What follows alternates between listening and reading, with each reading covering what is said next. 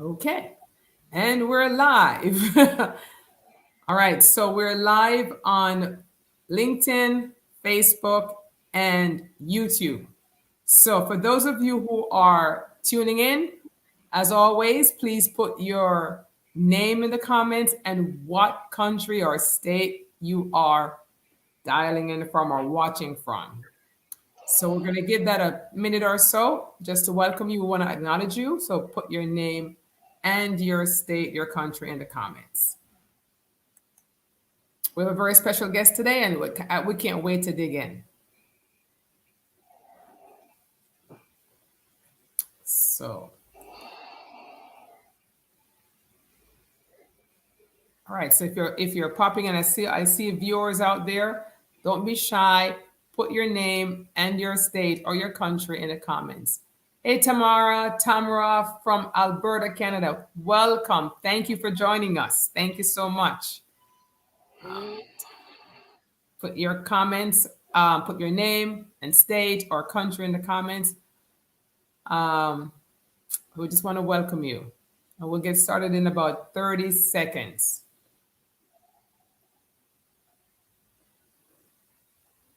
A couple more.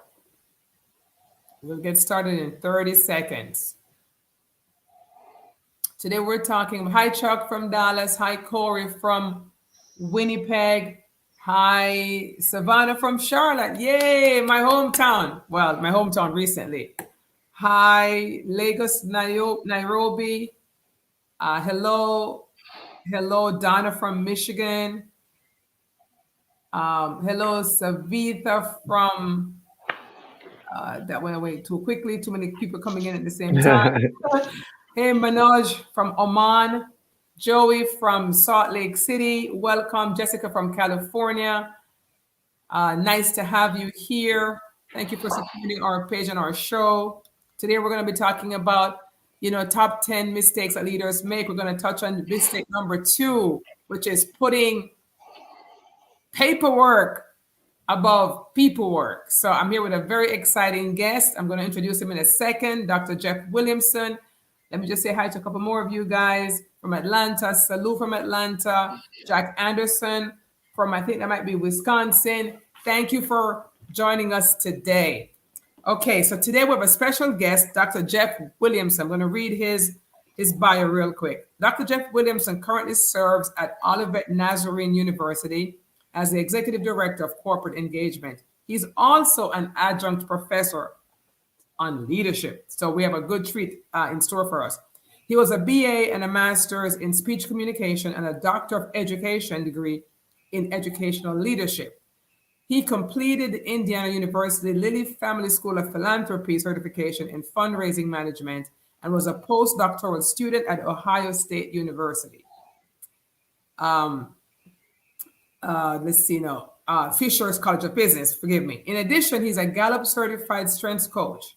In 2017, Dr. Williamson founded CMG Group, which is an executive coaching and people development practice. He regularly teaches and speaks to business and industry on topics such as leading change, leadership paradigms, building a strengths-based culture, and coaching, mentoring, and conflict resolution. Dr. Williamson, which I'm going to agree, I'm going to call him Jeff. Welcome to the show. Welcome to the show. Thank you, Sharon. It's good to be here with you. Thank you for the opportunity to talk with you and all the friends that are jumping on with us. Yes, I am looking forward to learning today as well. So, we're talking about the top 10 mistakes that leaders make, right? And last week we talked about, top-down attitude, which, we're not going to go through that again, but it just doesn't work pretty much. So today we're going to talk about putting paperwork before people work. And as we agreed, I'm going to talk a little bit about what putting paperwork looks like, and you're going to tell us what people work should actually look like. So let me just read a couple of things. So the greater the leadership role, the less time there seems to be for people. So that's something that we have to be aware of. The greater the leadership role, the more important paperwork tends to become, right? And so leaders find themselves in this weird position, Jeff, of the company's growing. There's a lot more paperwork coming in. I don't have time for the people. And so they tend to begin to silo themselves really. Now, what was an open door policy in the beginning of the company, of the organization, becomes more of a closed door policy. And so paperwork begins to trump people work. Now we understand as a leader, you have to do paperwork, right? You know, there are certain things that you have to do. But how much of that do you need to do in the day when there are people that you need to minister to or need to engage with, right? So Hmm. um, here are some signs, right, of a paper pusher. Here's their thought process. People bother me. They are interruptions. I prefer to be alone to get my work done. Minister, you know, business would be great except for the people. So these, you know, and so if there are leaders, and then this show is pretty much watched by leaders, right? So if you're a leader and you're feeling like people are interruptions, that they bother you, that you prefer to be alone to get the job done, even that you do the job best, that's a mistake. That's mistake number two. And I want to share a quick example, Jeff, from my own leadership journey when I was a paperwork over people work person. So I would still keep my door open, right? So this would be my attitude. So I'd be typing on my computer, doing the paperwork, you know, the financials, whatever it is I'm doing. And so an employee would come to my office, and a lot of bosses, a lot of leaders do this. And managers, I want to hear your comments. So the employee comes through the door, and I'm not even looking, I'm not acknowledging. I'm not acknowledging their presence at all. I'm just typing, and I'm like, yeah, uh-huh. And that's showing that I'm not interested. And you know how I stopped? An employee spoke to me that when we come to speak with you and you keep typing and you keep working, we feel disempowered, we feel disrespected. And it was a wake up call. It was a wake up call. So I shifted that when an employee comes in, even if I'm doing something important, I will say, okay, give me 1 minute. I'll acknowledge it. Let me just finish this one sentence, but stay right here, and then turn and give front, Hmm. you know, full frontal to that employee. And so I want to talk to you, and I'll get back to paperwork, you know, and you know paperwork in a second. But I want to talk to you, Jeff, about what should people work look like.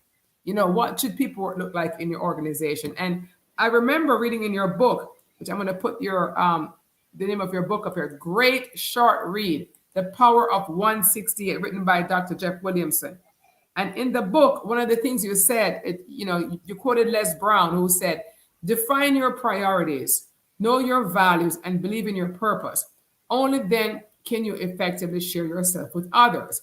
When leaders put paperwork over paperwork, they're not sharing themselves with others. So based on that quote, it makes me wonder, what are their priorities? And it goes back to, what's that leader's culture? Are people important, or are people a means to an end? So I'd like to hear your take on that. Yeah, I mean, first of all, kudos for the fact that you recognized what that employee said and had the humility to listen to them and say, you know, you're right. When I'm looking at my keyboard, I'm not focused on you. So that was my first observation. But I think we've all been in that situation where we've got a lot of paper to push or forms to sign or approvals and that kind of thing. And it can pull us away. And, you know, some of the dynamics you talked about are so important, even just turning to a person and showing them you know, that our focus and our person is attentive to them.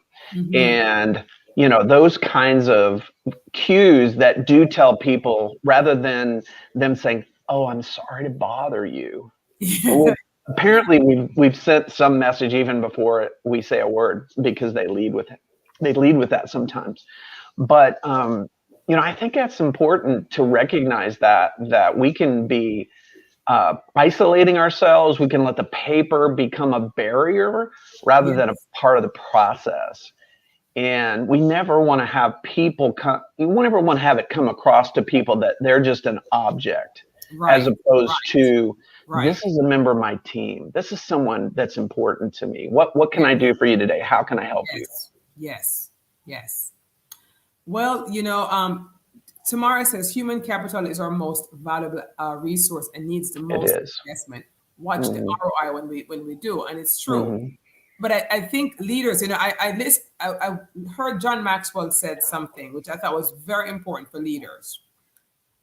He said, if you're doing something, leaders out there watching, if you're doing something that someone else on your team can do, you shouldn't be doing that.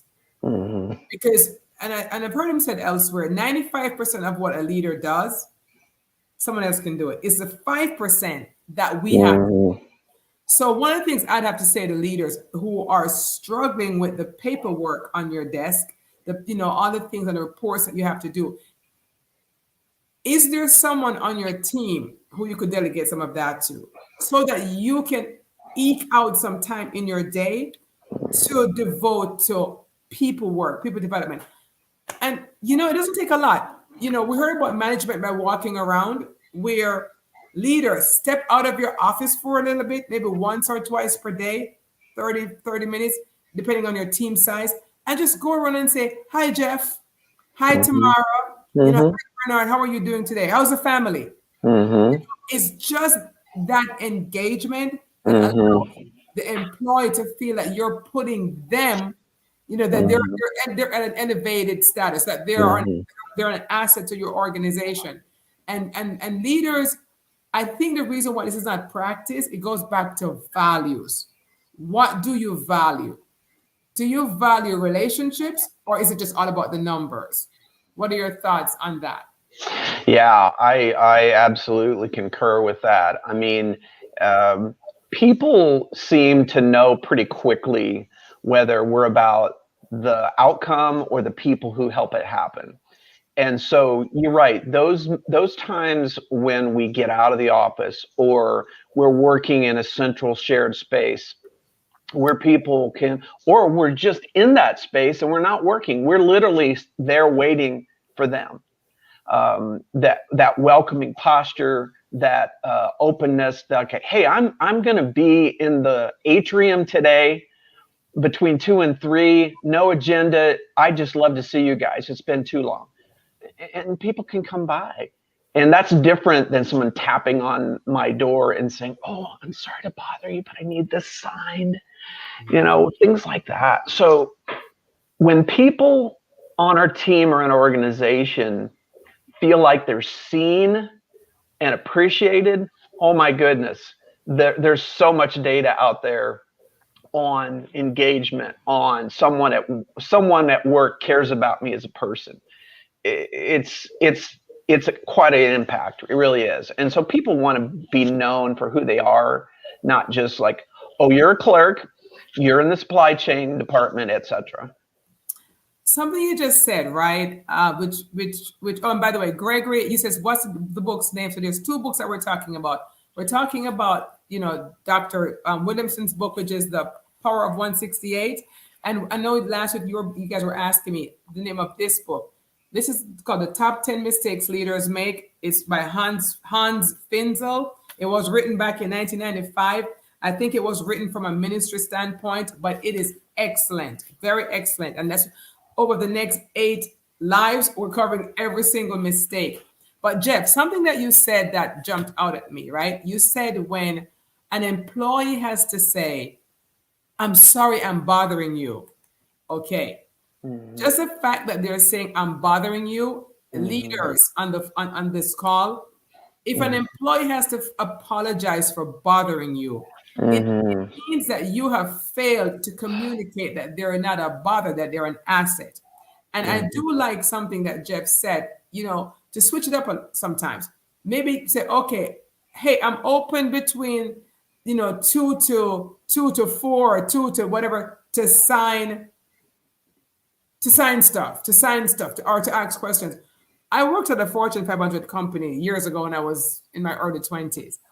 And one of the things that the leader would do is they would have a breakfast, and we would take turns, and it was breakfast with the boss, right? It was the most effective thing because the boss is really the strict guy, is he's multiple layers up. But he would take the time to have breakfast with us. And at that breakfast, we had a chance to give him our wish list in terms of the kind of training that we want, what development we needed. And that boss, if you were lucky to be granted that lottery ticket, right? To do, Jackpot. yeah, it was jackpot. I mean, I ended up going to two super trainings. And Mm-hmm. that was only with the company at that time, maybe only 5 or 6 months. So Mm-hmm. leaders, you can be creative. You can be Mm-hmm. creative in engaging your people so that Mm-hmm. busy time comes, we get it. Your busy time will come, but your employees will feel appreciated. So Bernard says one way I use to ensure that I keep my people focused is I have a separate table in my office, which is separate from the table I use my paperwork. Every time a staff member Mm-hmm. enters my office, I stop the paper and move to meet them. I like that. Brilliant, Bernard. Bernard, Yes. I wish I had a prize for you, Bernard. Yes. Brilliant strategy. Yeah. It's almost like a mental shift, right? This Mm-hmm. is my work desk, but this is my meeting desk Mm-hmm. for more congenial conversations, Mm-hmm. more relational. Brilliant, Yeah. Bernard. I really like that. That is a Mm-hmm. great point. So Jeff, Mm-hmm. what tips can you give, like managers, right?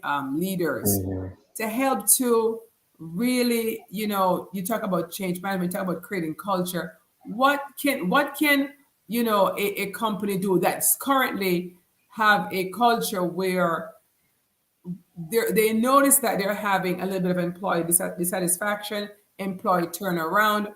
What kind of tips could you give them? And there's something else in your book I want to quote. But what tips would you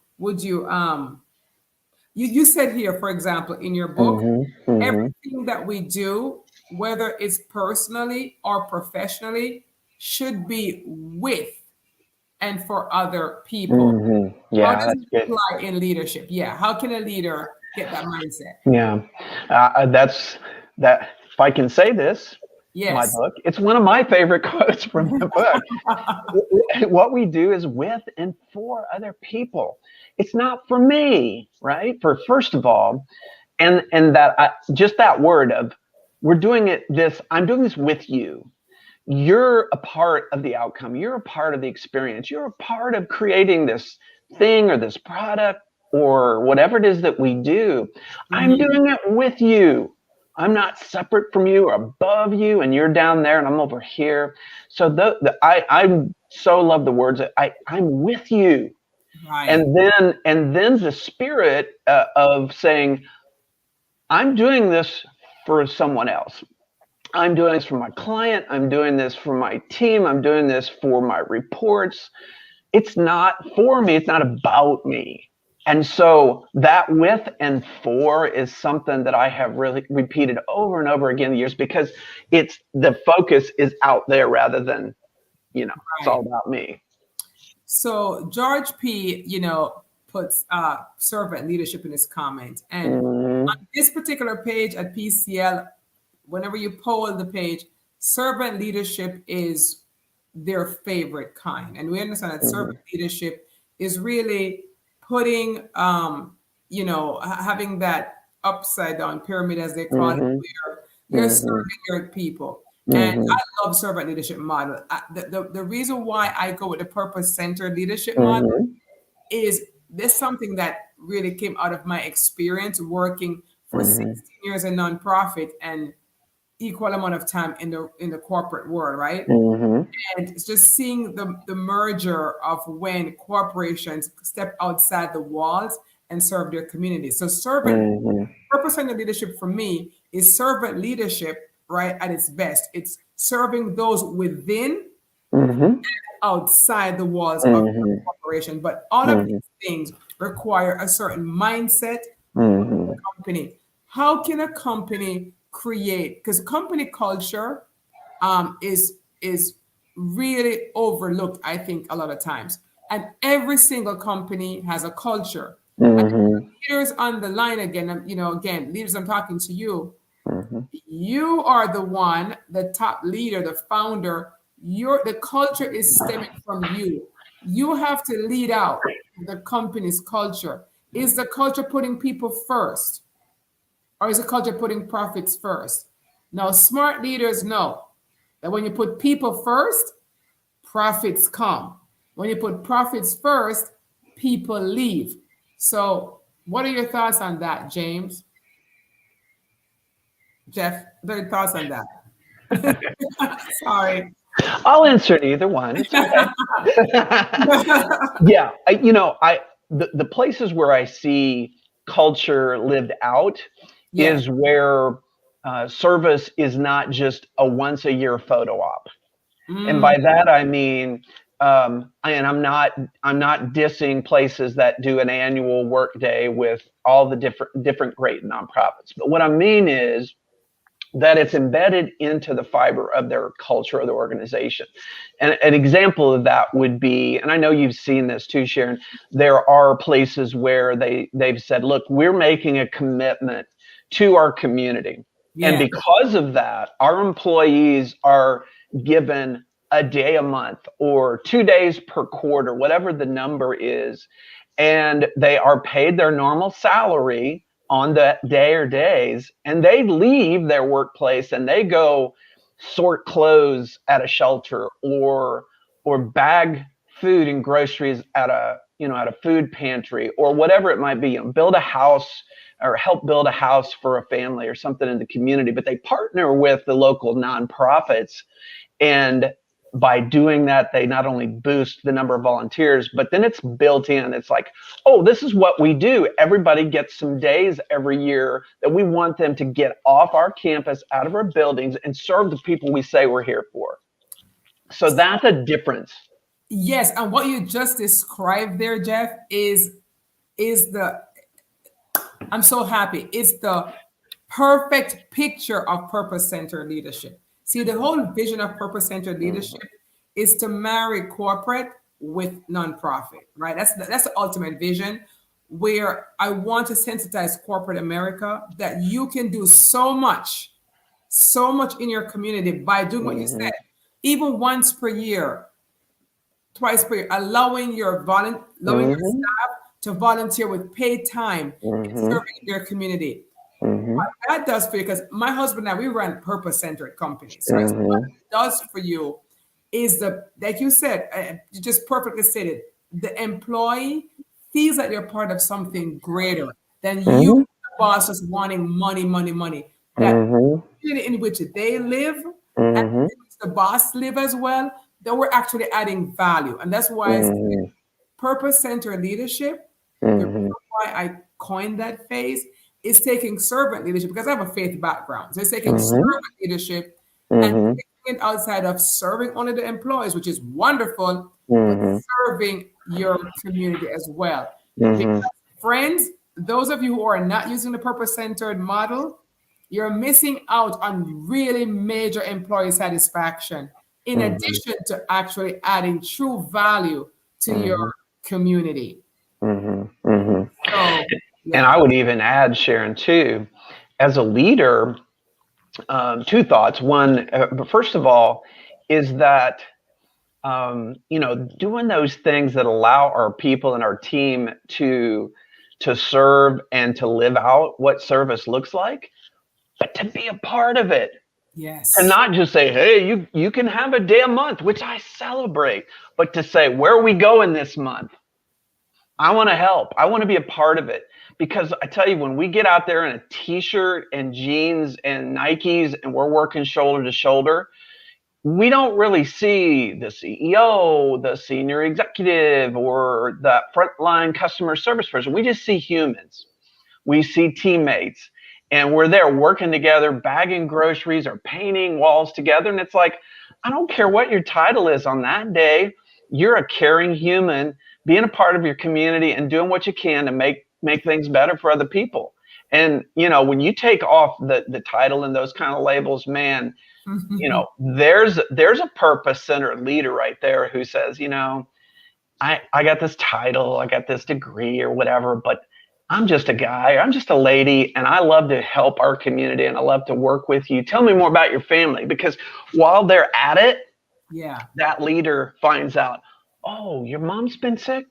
I'm sorry Yes. to hear that. And you see them a month later at work with your titles and your nice clothes, and you say, hey, Sharon, you mentioned on that work day that, someone in your family was struggling. How's that going? Is it better, or are you kind of still in the middle of it? And again, that person goes, I just got seen. That My leader values me enough to say, how's mom doing? I know she's had some struggles this last few months. And again, they feel like a human. They feel shoulder to shoulder. And you yes. think that person won't go to bat for you as a teammate in work to say, hey, I'm so sorry, we're running behind on this. Can you guys give me an extra push this week? Well, if you've done things before, you don't do it so you can do that. But when you do, I just have found that team will run through the wall for you, so to speak. Perfectly stated. As a matter of fact, when you were talking, all these ideas came to my head. So, one of I did a post on this page before, right? And which went viral, and it said, "Build a team so strong that you don't know who the leader is," right? And that post, Mm-hmm. just got just that was Mm-hmm. the page. Yeah, that's true. One of the things that you said, and again for the leaders on the call, if you're a leader, it is wonderful to have a program that you send your people out to, right? Mm-hmm. It's wonderful. Mm-hmm. We give you Yes. 8 out of 10 for that. But the 10 out of 10 is when you actually go, like Jeff says, when you go out Mm-hmm. with the people, because then now you're all in t-shirts. You're all now at this moment equal. There are no difference Mm-hmm. right now. It's unofficial. You're putting your Oh, I hands love together in the plow and you're working it. together. Mm-hmm. Yes, ma'am. People becomes more humane, and now we know about Mm-hmm. the aunt and the kid who is sick and Mm-hmm. special needs and all of that stuff. And like Jeff said, when you go back to the office, it's more humanized. So when you have to do the paperwork, leaders, that you have to, Mm-hmm. you're going to be given so much more slack if people know that this is, only the real him or her is this really kind guy. And take an interest, make little notes of your people's, like for example, like Jeff said, if you learned that someone's mom was ill, Mm-hmm. you know what it means to send a card. Oh, handwritten, not just an email or Handwritten text. card, I've gotten those. Oh. Handwritten card, it means so Mm-hmm. much. A Mm-hmm. handwritten card with the details of how's your mom doing. We're Mm-hmm. talking about top 10 mistakes that leaders make. And this is one of them Mm-hmm. I want you to make, which is putting paperwork over people work. We're spending more time on the people work because we want you to develop great habits for your people. And Mm-hmm. we know you have to do paperwork. And some of that paperwork can be delegated if if you put on your delegation hat. And I would, if you find that you're buried in paperwork 6 out of 8 hours of your day, leaders, you need to delegate 2 hours of those. There's other people, Mm-hmm. trust me. Mm-hmm. I thought I was the only one who could do something. I delegated it to my assistant. Shamefully, ran circles around me, much more Mm-hmm. efficient, showed me some things that I had no idea about. Mm-hmm. And that became her permanent role. Mm-hmm. Also, leaders, and managers, when you delegate some of that work to your people, you're now better able to see who is ready to Mm-hmm. function, who is ready to handle more responsibility. Mm-hmm. Also makes an employee feel like they're trusted and Yeah. people like to stretch and grow. So Mm-hmm. having that paperwork is not good in any way. Mm-mm. Jeff, No. we're almost on to our final thoughts here. So, I'd love for you to add, when Mm-hmm. thoughts come to me. I'm looking at some of these comments. Mm-hmm. And so I'll put some on the screen. But, Sure. well, someone says leaders play a critical role in institutionalizing organizational culture. Leaders' Mm-hmm. value must be aligned to the company culture to create Right. a culture that focuses on people rather than papers. Mm-hmm. That's right, Bernard. The thing is, Bernard, culture always comes from the top, never from the bottom. It's the leader. It's the Mm-hmm. leader what and it's and their Mhm. culture of the leader is based on the leader's values. This is why Mhm. when I'm coaching, and Jeff, I know you coach as well. When Mhm. I'm coaching Right. organizations and we're coaching leaders, I start with what is your value? What are your Right. personal Right. values? Because that's going to dictate how you Mhm. show up and run your organization. Oh yeah. So what's your value system? What's the company's value? Mhm. That's Mhm. going to show, do you value family? Do you value relationships? Do you value community? What are Mhm. your values? That dictates how you're going to run Mhm. your organization. Absolutely. You hit on a big one for me, and that is trust. Okay. I think, most of us have worked in situations where we have people that we trust. We Yeah. might not always agree with them. We might think, there was a better way. But Yeah. if we trust their heart, dare I say that? If we trust their Yes. Trust their heart. intentions, Yes. then I can adapt to plan B or plan C, whatever it was, if I can trust their heart and I feel like I can trust them. Now, we know that there are times where that's not present, Yes. and their culture will show it over time. So if I'm going to work with an organization that I want to help them with their culture, I, I'm going to start pretty close to the beginning with trust to say to that leader, if I were to survey all your team, and I like to, Yes. And they don't would like when you do that, though. no, they don't, no. They don't. But I would say, what percentage of your team would say they trust you?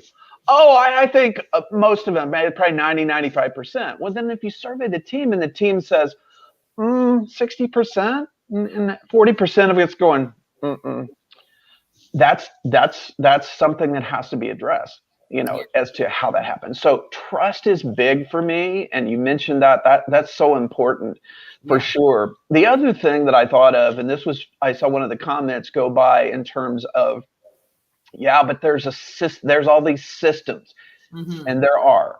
Here's the key piece: those systems were created by people. Yeah. Then the next question that I'm interested in is, what was the premise upon which those systems were made? Were they made on the assumption that I can't trust my people? There's the trust piece again. Right. Or were they made on the premise that my people are going to do the very best they can every day, and when we fall short, well, we'll have grace for each other and we'll dust off and talk about it and reset and keep pushing forward together? That's a different place when your culture is trust and grace and oops, I messed up, and that doesn't mean to the guillotine with you. That's a different place to work or live. And let me just say this to leaders. We're talking about trust, right? If you don't trust your people, I just want you to understand that that finger's pointing back at you. Okay. Mm-hmm. You, as the leader, you are the one responsible for creating that environment where your Mm-hmm. people are properly trained, Mm-hmm. properly mentored, given the right roles. Sometimes people are ill fitted in roles. And so they may not do a good job in one role, but Mm-hmm. you have the proper system in place and proper communication and engagement, and you're talking to your people, you're doing these little community events, and you're finding Mm-hmm. ways to not be so formal all the time, but having these informal chats, informal Friday coffees, informal Mm-hmm. lunches. You're going to hear Mm-hmm. where your people feel best suited, and you're going to put them in roles where they can thrive. Then you can trust them. Leaders, when we expend energy where Mm-hmm. we can trust and not trust, we are not being productive. You're not performing at your best level. This is Mm-hmm. why, for any leader who still doesn't believe in investing in your team as a number one best thing you can do, is making a mistake, because you're carrying way too much on your shoulders, Mm-hmm. way, Mm-hmm. way too much on your shoulders. And so, Mm-hmm. we want to kind of taper it off there. If there's one Mm-hmm. or two more questions, feel Mm-hmm. free, and we'll put it up on the screen and try to answer it. Connect with Dr. Jeff Williamson on LinkedIn. I think my assistant might be putting stuff in the comments. You could put Dr. Jeff Williamson's LinkedIn profile in the comments. Connect with me, Sharon Gill. You can connect with me as well. We actually both are in similar work. for Dr. Jeff and myself, I work with leaders and organizations. I help them with the culture. Mm-hmm. The first thing, Mm-hmm. what's interesting, Dr. Jeff, when I get hired by a company, so the first person I have to start is with the CEO. Mm-hmm. Mm-hmm. um, because we got to get that right. Because the truth Mm-hmm. is, if the CEO is not aligned to the changes, Mm-hmm. it's kind of pointless, right? So, Mm-hmm. Yeah. we work with CEOs, we work with leaders, we train, we do team development, team training. Mm-hmm. Mm-hmm. And Dr. Jeff, please feel free to say what you do as well. Mm-hmm. Sure, sure. Well, you were right. So we do quite a few similar things. Yes, Um, I work with teams and individuals and companies. One of my current coaching clients had asked me back before the holidays to come in during this year and do a professional development sequence for all her employees, because she said, I want to focus this year on professional development of my people. yes, Well, just doing that for starters was like, way to go, you yes, know.